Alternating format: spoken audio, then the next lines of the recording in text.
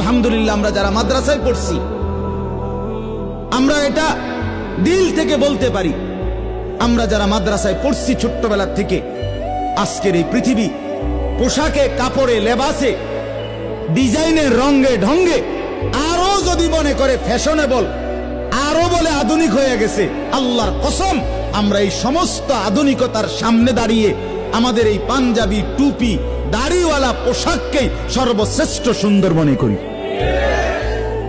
আমরা মনে করি দাড়িবিহীন চেহারা সুন্দর নয়। আমরা মনে করি এই বখাটে চুল, সেলুনের চতুর্দিকের যে কাটিং, এগুলো কোনো চুলও না, চুলের জাতও না, এটি কোনো মানুষের বাচ্চার চুল না, কোনো মানুষের সাওয়ার চুল নাই, কোন সুস্থ স্বাভাবিক মাতাল হয় নাই, পাগল হয় নাই, স্বাভাবিক কোন মানুষের চুল এত বিকৃত কালারের হইতে পারে না, ডিজাইনের হতে পারে। আর সে তো মুসলমান, মুসলমানের চুল এমন হবে কেন?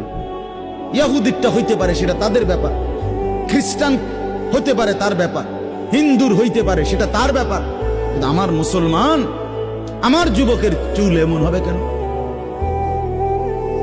মূল কথা হইল আত্মমর্যাদাহীন, বেগায়রত, আত্মসম্মান বোধ নাই, নিজের পরিচিতি নিজের কাছে নাই, নিজেই নিজেকে চেনে না,